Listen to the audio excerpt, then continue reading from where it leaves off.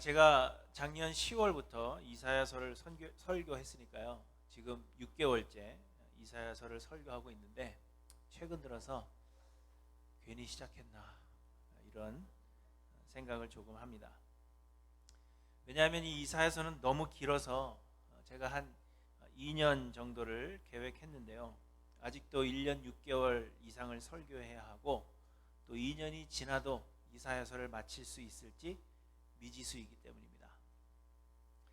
그런데 최근 이 이사야서를 설교하는 것이 더욱 힘든 것은 말씀의 내용이 너무도 비슷하기 때문입니다. 특별히 이사야 13장부터 24장까지는 열방에 대한 하나님의 심판의 메시지로서 내용면에 있어서는 나라와 민족만 조금 바뀔 뿐 별다른 차이가 없습니다. 그저 하나님께서 악한 민족들을, 악한 열방을 벌하실 것이다 하는 것이 내용입니다. 그러니 동일한 내용을 가지고 매주 다르게 설교해야 한다는 것이 결코 쉽지 않은 그러한 일입니다. 그래서 요즘은 괜히 시작했나 이런 생각을 가지게 되는 것입니다. 그럼에도 불구하고 하나님께서 우리에게 말씀을 주시는 데는 다 이유가 있는 것입니다. 성경의 어느 한 구절도 하나님께서 그냥 주시는 일이 없고 하나님께서 우리에게 주실 메시지가 있기 때문에 그 성경의 구절들이 있다는 것입니다. 신약의 마태, 마가, 누가복음을 우리는 비슷한 내용이라 해서 발음도 안 되네요. 공관복음이라고 이야기를 하는데 이 비슷한 내용을 여러 번 기록하게 하신 데에도 다 이유가 있는 것입니다. 그리고 하나님께서 저마다 우리에게 주시는 메시지가 있는 것입니다. 그래서 저는 꿋꿋하게 이 이사야서를 설교해 나갈 생각입니다. 아직도 1년 반 혹은 2년 정도 이사야서를 우리가 묵상하게 되는데 때로 이 본문은 좀 건너뛸까 이런 생각을 가지게 되다가도 오늘은 참 말이 안 되네요. 그래도 하나님께서 저에게 주시는 단 한 가지의 영감이 있다면 그것을 가지고 여러분에게 설교를 하려고 합니다. 그러므로 여러분 내용이 조금 비슷하다고 해도 맨날 똑같은 이야기야 이렇게 생각하지 마시고 말씀에 여러분의 삶을 비추어 보시기를 바랍니다. 어느 목사님이 한 1년 동안 동일한 그 본문, 동일한 설교를 계속 하셨다 그래요. 그래서 어떤 분이 질문했다고 합니다. 목사님 왜 똑같은 설교를 계속 하십니까? 그때 목사님 대답이 똑같은 설교를 매번 해도 삶이 변하지 않는 여러분의 모습 때문에 계속합니다. 그렇게 이야기를 했다는데 똑같은 본문을 1년을 하지는 않을 것입니다. 저는. 그러나 동일한 내용 같은 이 본문을 매번 다르게 설교하려고 힘쓰는 저 목사는 얼마나 힘들까? 이런 것들을 좀 생각하셔서 저를 위해서라도 잠깐이라도 기도해 주시고 또 우리 안에 거하시는 성령의 역사하심을 바라며 말씀에 귀를 기울이시기를 바랍니다. 아멘이 없어요. 그런데 여러분은 벌써 이 6개월째 계속되고 있는 열방의 이 말 하나님의 심판에 대해 들으시면서 어떠한 생각을 하십니까? 처음에는 아마도 이 세상은 영원하지 않다. 하나님은 세상의 모든 악을 멸하실 계획을 가지고 계신다. 하나님께서 세상을 심판하시는 이 여호와의 날은 도적같이 임할 것이요 그날이 속히 올 것이다. 이런 메시지를 들으면서 약간 두려운 그러한 생각도 드셨을 것이라고 생각이 됩니다. 또한 요즘 우리가 처한 이 상황을 보면 코로나 바이러스 때문에 금방 끝날 것 같았지만 2년 동안이나 계속되고 지금도 여전히 끝나지 않고 또 세계 곳곳에서는 다시금 이 코로나 바이러스가 막 더 많이 발생하고 있다 하는 이러한 뉴스를 들으면서 예수님이 오실 그 날이 정말 가까이 다가왔는가 보다 그렇게 생각하며 두려운 마음을 가졌을지 모르는 것입니다. 그래서 쉬이 없어질 이 세상에 미련두지 말고 영원한 하늘나라를 소망하며 살자 이러한 결심을 처음에는 하셨을지 모르겠습니다. 그러나 문제는 시간이 지나면서 우리가 조금씩 무뎌진다는 것입니다. 시간이 지나도 악에 대한 하나님의 심판은 현실로 나타나지를 않고 동일한 내용의 메시지가 계속 전해지자 오늘도 똑같겠지, 그럼에도 아무 일도 일어나지 않을 거야, 그런 생각을 하며 아무런 느낌이 없으실 것입니다. 우리 목사님 설교는 매주 똑같아, 이런 생각을 하며 지루하게 여기는 분들도 계실 것입니다. 이 일이 속히 이루어지리라 그렇게 말씀하셨지만 그럼에도 불구하고 하나님께는 천년이 하루 같고 하루가 천년 같다 하셨으니 내 때에 일어날 일은 분명히 아닐 거야, 이렇게 생각하며 안심하고 계시는 분도 있을 것입니다. 여러분은 매주 동일한 것 같은 이 하나님의 심판의 메시지를 들으면서 과연 어떠한 생각을 가지십니까? 그런데 여러분, 이것이 바로 바벨론 사람들의 생각이었다는 것입니다. 오늘 보면은 바벨론과 바벨론 주변의 나라들, 곧 아라비아 반도에 위치하고 있던 그 나라들에 대한 심판의 메시지입니다. 오늘 본문 1절에 보시면 해변 광야에 관한 경고라 이렇게 말씀하시는데, 이 해변 광야라는 곳은요, 서쪽의 홍해와 동쪽의 지중해 페르시아만 사이에 있는 아라비아 반도를 뜻하는 것입니다. 그것에 오늘 본문에서 언급하고 있는 바벨론과 에돔 등의 나라들이 있었습니다. 그리고 오늘 본문은 그곳에 대한, 그 아라비아 반도에 대한 해변의 그 광야에 대한 그러한 심판의 메시지를 우리에게 들려주고 계시는 것입니다. 그런데 여러분, 이 바벨론에 대한 심판의 메시지는 사실 오늘 본문에서 처음 등장하는 것이 아닙니다. 바벨론에 대한 경고의 메시지는 이사야 13장부터 시작되어서 오늘 본문에 이르기까지 계속해서 이 바벨론에 대한 심판이 언급이 되고 있는 것입니다. 그럼에도 불구하고 오늘 본문에서 또 이렇게 바벨론에 대해서 말씀하시는 이유는 바벨론이 여전히 하나님의 심판에 대하여 심각하게 생각하고 있지 않기 때문입니다. 어느 목사님이 동일한 설교를 몇 주 동안 계속 하시는 것은 그 설교에도 불구하고 그 삶이 변하지 않기 때문이라 했던 것과 마찬가지로, 하나님께서 13장부터 시작된 이 바벨론에 대한 심판을 계속해서 말씀하시는 이유는, 오늘 본문에까지도 말씀하시는 이유는 하나님의 그 심판의 메시지에도 불구하고 그들은 전혀 변할 생각이 없었기 때문이라는 것입니다.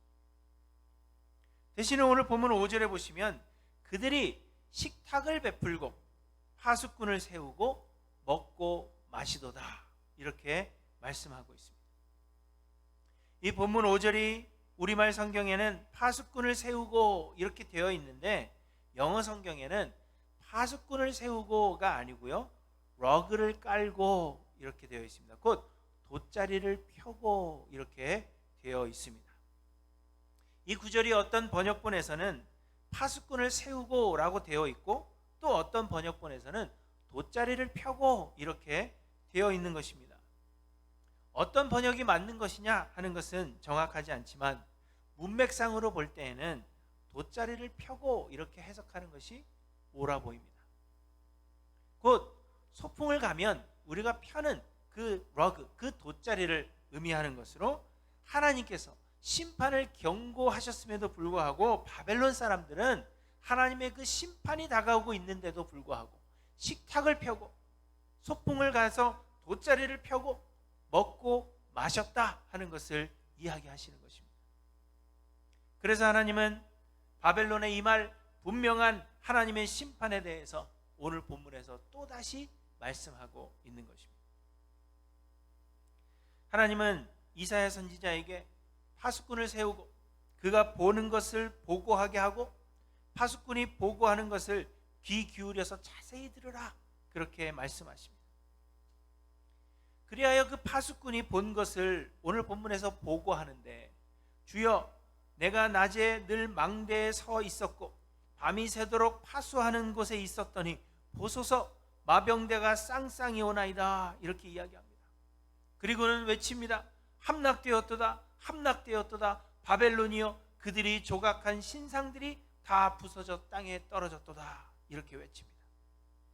이는 바벨론의 멸망이 분명한 사실이라 하는 것을 우리에게 확인시켜주고 있는 것입니다. 그리고 여러분 11절부터 보시면 두마에 관한 경고라 이렇게 말씀하십니다. 이 두마는 어디에 있는 것인지 또 어떤 나라인지 분명하지가 않습니다. 그런데 두마에 관한 경고라 하시고는 곧바로 세일에서 사람이 와서는 파수꾼에게 질문을 합니다.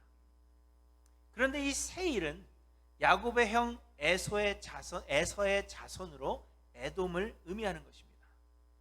그렇기 때문에 여기에서 이 두마는 에돔 땅인 이두메로 보는 견해가 우세합니다. 그런데 세일에서 이 에돔에서 한 사람이 파수꾼에게 와서 질문하기를 밤이 어떻게 되었느냐? 밤이 어떻게 되었느냐? 이렇게 질문합니다. 이 질문의 의미에 대해서 여러 가지로 생각해 볼 수 있겠지만 밤은 환난이나 재앙을 의미하는 것으로 봅니다. 곧 하나님의 심판이 어떻게 되었느냐? 하나님의 심판이 끝날 기미가 보이느냐?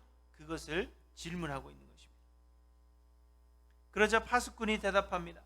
아침이 오나니 밤도 오리라. 내가 물으려거든 물으라. 너희는 돌아올지니라. 아침이 온다는 것은 환난이 끝이 나는 희망의 시간을 의미하는 것으로 그렇게 보여집니다. 그러므로 잠시 동안이나마 평온한 때가 오고 있다. 그렇게 이야기를 하는 것입니다. 그렇지만 여러분 그 뒤에 밤도 온다. 이렇게 말하고 있는 것에 집중해야 합니다. 곧 잠깐의 평온한 시간이 있을 수는 있지만 그렇다고 해서 열방을 향한 하나님의 심판이 끝이 나는 것이 아니라는 것을 이야기해 주고 있는 것입니다. 밤도 오리라. 곧 하나님의 심판은 계속될 것이다. 잠깐 평온함이 있다고 해서 다 끝났다고 생각하지 마라. 하나님의 심판은 계속될 것이다. 그것을 말씀하고 있는 것입니다. 그러므로 아침이 오는 것 그것에 집중하기보다는 밤이 계속 뒤따르는 것에 집중해야 된다 하는 것을 이야기해 줍니다. 13절에는 아라비아에 관한 경고라 이렇게 말씀하시고는 드단 대상들이여 너희가 아라비아 수풀에서 유숙하리라 이렇게 말씀하십니다. 아라비아는 말씀드린 대로 홍해와 페르시아만 사이에 있는 세계에서 가장 큰 반도를 의미합니다. 그리고 이 드단은 아라비아 반도의 북서쪽 홍해 연안에 살고 있던 민족으로서 무역을 하는 큰 상단이 조직되어 있던 그러한 나라입니다. 부유한 나라죠. 그런데 그들이 아라비아 수풀에서 유숙하리라 하는 것은 무역으로 큰 부를 누리던 자들이 아라비아 수풀 사이를 은신처 삼아서 숨어서 살아야 하는 그러한 존재들이 될 것임을 말씀하고 있는 것입니다. 또 14절에는 대마 땅의 주민들아 물을 가져다가 목마른 자에게 주고 떡을 가지고 도피하는 자를 영접하라 이렇게 말씀하십니다. 대마 역시 아라비아 반도 북쪽에 위치한 곳으로서 그 주민들에게 선행을 베풀 것을 명령하시는 것이 아니라 환난을 피해 도망하는 자들에게 물을 주고 또 떡을 제공해 주어야 할 만큼 도피하는 자들이 많을 것임을 이야기하고 있는 것입니다. 곧 하나님의 심판이 얼마나 심하게 임할 것인지를 이야기해 주고 있다는 것입니다. 그래서 15절에 보시면 그들이 칼날을 피하며 뺀 칼과 당긴 활과 전쟁의 어려움에서 도망하였음이니라 이렇게 말씀하고 있는 것입니다. 그리고는 게달의 영광이 다 쇠멸하리라 말씀하십니다. 게달은 아라비아 반도의 유목 민족들을 대표하는 민족입니다. 활을 잘 쏘는 용감한 자들로 알려져 있고 아주 많은 가축을 소유하고 있던 그러한 부요한 민족들로 알려져 있습니다. 그런데 그들의 영광이 다 쇠멸하되 품꾼의 정한 기한같이 1년 내에 그렇게 될 것이라 말씀하고 있는 것입니다. 여러분 이처럼 열방을 향한 하나님의 심판은 분명한 것입니다. 비록 우리의 생각에는 더디게 느껴질지라도 하나님은 하나님이 계획하신 것을 반드시 이루실 것이요, 또 그날이 도적과 같이 임할 뿐 아니라 하나님의 때가 되어 하나님께서 그 일을 이루실 때에는 결코 지체하지 않으실 것입니다. 히브리서 10장 37절에 보시면 잠깐 후면 오실 이가 오시리니 지체하지 아니하시리라, 이렇게 말씀하고 있습니다. 여러분 기억하십시오. 하나님의 심판의 날, 여호와의 날, 이 땅의 끝은 조금씩 다가오고 있는 것입니다. 그러나 여러분, 하나님의 이 심판에 대한 경고의 메시지에도 불구하고 바벨론은 식탁을 베풀고 돗자리를 펴고 먹고 마셨다 하는 것입니다.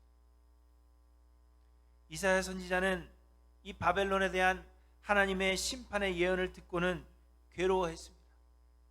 3절부터 보시면 이러므로 나의 요통이 심하여 해산이 임박한 여인의 고통 같은 고통이 나를 엄습하였으므로 내가 괴로워서 듣지 못하며 놀라서 보지 못하도다. 내 마음이 어지럽고 두려움이 나를 놀라게 하며 희망의 서광이 변하여 내게 떨림이 되도다, 이렇게 말씀하고 있습니다.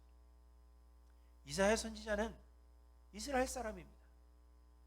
바벨론과는 아무런 상관이 없는 사람이며 오히려 바벨론에 대한 하나님의 심판을 반기며 기뻐해야 할 그러한 사람이 바로 이사야입니다.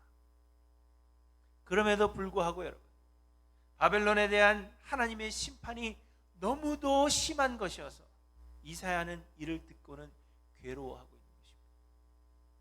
저는 마음이 너무 여린 사람이라 무서운 영화를 못 봅니다. 뭐 이렇게 사람이 나와서 막 칼로 목을 베고 막 이런 전쟁 씬 뭐 이런 거요, 총으로 사람을 쏴 죽이는 거, 뭐 피가 튀는 거, 이런 걸 못 보죠. 저랑 아무런 상관이 없는 사람이지만 그 비주얼을 볼 때 그것이 너무 잔인하고 너무 괴로워서 아주 악한 사람을 벌하고 심판하는 그러한 장면이라도 제가 보지를 못하는 겁니다. 그것과 마찬가지로 이사야는 바벨론과는 아무런 상관이 없는 사람이지만 하나님의 그 바벨론에 대한 심판의 메시지를 들을 때에 그 심판이 너무나도 극심하고 그것을 비주얼로 하나님께서 보여줄 때 너무나도 심한 장면을 보여주시기 때문에 요통이 오는 것 같이 해산하는 여인의 고통과 같은 그 고통이 이사야에게 임하고 있다. 그만큼 하나님의 심판은 극심한 것임을 말씀하고 있는 것입니다. 하지만 정작 당사자들은 하나님의 심판에 대하여 아무런 생각이 없습니다. 당장 눈앞에 일어나는 일이 아니기 때문에 그들은 심각성을 깨닫지 못하고 있습니다. 또는 그들이 하나님을 인정하지 않기 때문에 바벨론은 하나님의 심판의 메시지를 무시하고 있는 것입니다. 그래서 바벨론은 하나님의 경고에도 불구하고 식탁을 베풀고 돗자리를 펴고 먹고 마시고 있다 하는 것을 우리에게 말씀해 주고 있는 것입니다. 그렇다면 사랑하는 성도 여러분, 우리는 어떠합니까?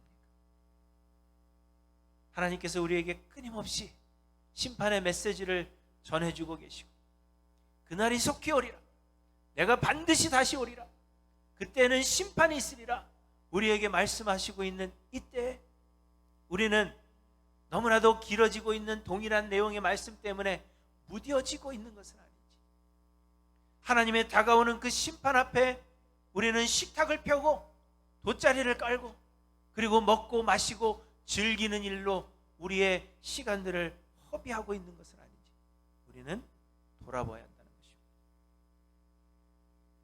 그래서 여러분, 하나님은 오늘 본문에서 파수꾼을 통하여 하나님의 심판이 다가오고 있다는 있음이 분명하다는 그 사실을 보여주고 있는 것입니다.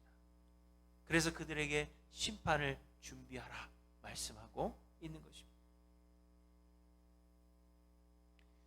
그러나 여러분, 심판을 준비한다는 것이 하나님의 심판을 피하거나 혹은 그 피해를 극소화할 방안을 마련하라 하는 그러한 이야기가 아닙니다. 우리가 우리의 힘으로 하나님의 심판을 막아보려고 한다면 아무리 잘 준비를 한다 하더라도 하나님의 심판을 막을 수는 없는 것입니다. 우리는 그 누구도 하나님을 대적할 수 없습니다. 우리가 아무리 우리의 힘을 키우고 우리의 능력을 키운다 하더라도 하나님을 대적할 수 있는 사람은 한 사람도 없습니다. 또한 우리는 하나님의 심판을 피할 수도 없습니다. 여러분, 1999년도를 마치고 2000년도로 넘어가던 그때를 여러분 기억하실 것입니다. 그날은 컴퓨터의 오작동으로 인해서 우리 은행의 돈이 다 사라질 수가 있고, 또 세계가 막 혼란스러워지며 거라지도 열리지 않아서 일도 갈 수 없게 될 수도 있고, 또 핵미사일이 저절로 발사되어서 지구의 멸망이 올 수도 있다, 이런 이야기들이 막 떠돌았죠. 그래서 어떤 사람들은 지하 벙커를 만들거나 식료품들을 막 사들이는 사재기를 하기도 하고, 물이 많이 필요하다 그래서 어떤 사람은 물을 어디다 저장할까, 그래서 침대를 바꾸었다는 이야기도 들었습니다. 물침대요, 물침대. 물침대를 사서 그 안에 있는 물을 다 빼고 먹을 수 있는 정수물을 침대에 채웠다, 이런 이야기도. 혹시 저희 교회에 그런 분 있는 건 아니죠? 그러나 여러분, 사람들은 이처럼 하나님의 심판을 피할 수 있다, 그렇게 생각하는 것입니다. 그러나 하나님의 심판은 결코 피할 수가 없는 것입니다. 그러므로 그날을 준비한다는 것이 식료품을 사놓거나 물을 많이 저장해 두거나 우리가 숨을 수 있는 어떠한 장소를 마련하는 것, 그러한 것을 의미하지 않습니다. 또 어떤 사람들은 우리가 하나님의 계획을 바꿀 수 있다 생각합니다. 우리가 우리의 죄를 자복하고 회개하며 하나님의 계명을 지켜 행하며 선을 행하면서 산다면, 그리고 하나님께 간절한 마음으로 기도하는 기도의 삶을 산다면 하나님은 하나님의 마음을 바꾸실 것이다. 그래서 세상을 심판하시겠다는 그 계획을 변경시키실 수 있다, 그렇게 믿는 사람들도 굉장히 많습니다. 그래서 신앙생활을 열심히 하고 선을 행하는 것이 심판을 준비하는 것이다, 그렇게 생각하기도 합니다. 그러나 여러분, 우리는 결코 하나님의 계획을 바꿀 수가 없는 것입니다. 그 이유는 하나님은 완전하신 분이시며 그렇기 때문에 하나님의 계획 또한 완전하기 때문입니다. 하나님은 결코 계획하신 바를 변경시키지 않으실 것입니다.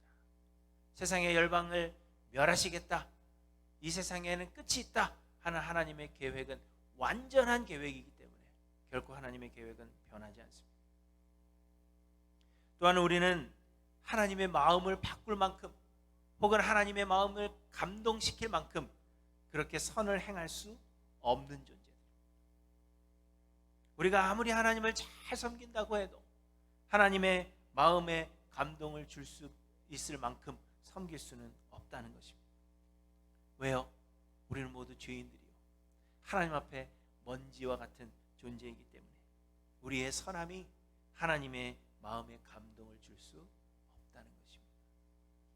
제 발밑에 곧 밟힐 개미가 저를 향하여 선을 행한다 할지라도 그것이 저에게 아무런 감동이 되지 않는 것과 같은 것입니다. 그러므로 여러분, 하나님의 심판의 날을 준비한다는 것이 기도 등 종교 생활을 열심히 한다거나 계명을 지켜서 행한다거나 혹은 선을 행하는 것, 그것을 의미하지 않는 것입니다. 우리가 하나님의 마음을 바꾸고자 또 우리의 소원하는 바를 이루어내기 위해서 신앙생활을 하는 것이라면 하나님은 결코 그것을 기뻐하지 않으실 것입니다. 그렇다면 여러분, 하나님의 심판을 준비하는 것은 과연 어떤 것일까요? 하나님은 우리에게 하나님의 이 심판의 때를 준비하라 하시지만 사실 그 준비가 우리가 하는 것이 아니라 하나님께서 우리를 친히 준비시키시는 것입니다. 오늘 본문에서도 보시면 하나님께서 이사야 선지자에게 파수꾼을 세우라 그렇게 말씀하십니다. 그러나 하나님께서 파수꾼을 세우라 하신 것이 바벨론 사람들로 하여금 파수꾼의 그 보고를 듣고 회개하고 돌아오도록 하시기 위해서 파수꾼을 세우라 그렇게 말씀하신 것이 아님을 볼 수가 있습니다. 다만 하나님께서 파수꾼을 세우라 하신 이유는 파수꾼으로 하여금 하나님의 심판이 분명한 사실이다 하는 것을 알게 하시기 위함일 뿐임을 우리에게 보여주고 계시는 것입니다. 바벨론을 향한 하나님의 심판은 이미 계획되었으며 그 누구도 하나님의 그 계획을 막을 수가 없고 또 피할 수 있는 것이 아니라고 말씀하십니다. 또 그 누구도 하나님의 계획을 변경시킬 수 없는 것입니다. 다만 하나님께서 구원하시고자 예정하신 자들을 하나님은 남겨두사 그들을 준비시켜 가시는 것입니다. 그러므로 우리는 하나님의 심판의 날을 준비하며 우리가 행할 것이 아무것도 없다는 것입니다. 그날을 준비한다는 것이 우리가 뭔가를 행해야 한다는 것을 의미하지 않습니다. 다만 하나님께서 남겨두사 준비시키는 자들은 하나님의 주권을 믿기 때문에 세상적인 욕심과 육체의 정욕을 따라 구하지 않는다는 것입니다. 무엇을 먹을까? 무엇을 마실까? 무엇을 입을까? 이러한 것들을 염려하지 않으며 그러므로 세상에서 잘 되는 것을 자랑하지도 않고 또 그것을 부러워하지도 않는다는 것입니다. 그저 하나님의 주권을 의지하면서 하나님께 우리의 삶을 드리고 하나님께서 우리를 기쁘게 사용하시도록 세상에서부터 자신을 깨끗이 비워가는 사람들이 하나님께서 준비시키시는 사람이라는 것을 이야기해 주고 있는 것입니다. 하나님은 육체를 따라 사는 우리의 옛사람을 죽게 하시고 오직 성령의 인도하심을 받는 새 사람 만드심으로 우리를 준비시켜 가시는 것입니다. 우리가 무엇을 행하느냐, 얼마나 선을 행하느냐, 어떠한 것을 준비하느냐, 그것이 중요한 것이 아니라 하나님께서 우리의 옛사람을 죽이시고 우리 안에 그리스도로 충만한 새 사람으로 만들어 가시느냐, 그것을 바라보아야 한다는 것입니다. 사랑하는 성도 여러분, 여러분은 다가오는 하나님의 심판의 날을 위하여 준비되어져 가고 있는지 돌아보시기를 바랍니다. 그저 식탁을 베풀고 돗자리를 펴고 먹고 마시는 일이 전부인 것처럼 그렇게 살아가고 있는지, 아니면 다가오는 심판의 그 날을 우리가 기억하고 인식하며 우리가 준비되어져 가고 있는지 돌아보아야 한다는 것입니다. 환난의 때를 위하여 부족한 생필품을 얼마나 많이 챙겨 놓았는지, 저축은 얼마나 해 놓았는지, 그것을 묻는 것이 아닙니다. 어려운 때에 우리를 도와줄 친구를 얼마나 많이 만들어 놓았는지, 그것을 묻는 것도 아닙니다. 기도는 얼마나 많이 하는지, 예배에 빠지지 않고 참석하고 있는지, 얼마나 열심히 교회 봉사하고 또 얼마나 열심히 세계 선교에 힘쓰고 있는지, 얼마나 열심히 선한 일을 하고 있는지, 그것을 질문하는 것이 아닙니다. 우리의 삶을 하나님께 드렸는지, 하나님께서 우리의 삶을 얼마나 주관하고 계시는지, 그것을 묻는 것입니다. 우리의 자아가 얼마나 죽었는지, 그리스도의 영이 우리 안에 얼마나 충만하신지, 그것을 묻는 것입니다. 우리가 세상에 대하여 얼마나 죽었는지, 우리 안에 있던 육체의 정욕들이 얼마나 비워지고 깨끗하여졌는지, 그것을 질문하고 있는 것입니다. 하나님은 구원하시고자 예정하사 남겨두신 자들을 그렇게 준비시켜 가시기 때문입니다. 여러분 스스로에게 질문하십시오. 나는 얼마나 준비되어져 가고 있는지, 나는 얼마나 내 옛사람이 죽어가고 비워져 가고 내 안에 얼마나 그리스도의 영으로 충만해져 가고 있는지, 그렇게 준비되어져 가고 있는지 돌아보아야 한다는 것입니다. 여러분, 하나님은 열방을 멸하시기로 계획하셨습니다. 온 세상에 죄악이 가득하기 때문이며 그 누구도 하나님을 찾지 않기 때문입니다. 그렇게 이 세상은 영원하지 않으며 곧 멸망하게 될 것입니다. 하나님은 내가 생각한 것이 반드시 되며 내가 경영한 것을 반드시 이루리라 말씀하셨습니다. 그러나 문제는 그날이 언제가 될지 아무도 알 수가 없다는 것입니다. 예수님은 그날과 그때는 아무도 모르나니 하늘의 천사들도 아들도 모르고 오직 아버지만 아시느니라, 이렇게 말씀하셨습니다. 뿐만 아니라 주께는 하루가 1000년 같고 1000년이 하루 같다 말씀하십니다. 하나님의 그 시간대는 우리의 시간대와 다르기 때문에 때로 우리에게는 마지막 심판의 날이 더디어 오는 것처럼 그렇게 느껴지기도 합니다. 그러나 여러분, 분명한 것은 오늘 본문에서 파수꾼을 세워 그가 본 것을 보고하게 하신 것과 같이 하나님의 계획하신 그날, 여호와의 심판의 날은 반드시 온다는 것입니다. 그리고 그날은 도적같이 임할 것이요, 또 그날에는 지체함이 없이 순식간에 임하여서 아무도 하나님의 심판을 피할 수 없다는 것입니다. 대부분의 사람들이 바벨론 사람들과 같이 식탁을 베풀고 돗자리를 펴고 먹고 마시는 일에 집중합니다. 오늘은 무엇을 먹을까? 오늘 저녁은 또 뭘 해 먹을까? 이것이 우리 인생의 최대의 난제죠. 노아의 때에도 홍수 전에 노아가 방주에 들어가던 날까지 사람들이 먹고 마시고 장가들고 시집가고 있으면서 홍수가 나서 그들을 다 멸하기까지 깨닫지 못하였다, 이렇게 말씀하십니다. 그리고는 노아의 때와 같이 인자의 임함도 그러하리라, 이렇게 우리에게 말씀하십니다.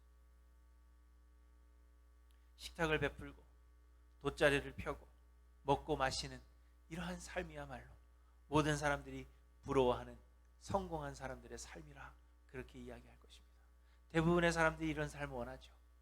식탁을 베풀고 돗자리를 펴고 먹고 마시며 즐기는 이러한 삶을 위해서 우리가 하루하루 수고하는 것 아니겠습니까? 그러나 여러분, 하나님의 심판의 날을 준비하며 사는 사람들은 그러한 것들을 비우며 사는 사람들인 것을 우리에게 말씀해 주십니다. 하나님께서 구원하시고자 남겨두신 자들을 세상의 것들을 비워가며 준비시키신다는 것입니다.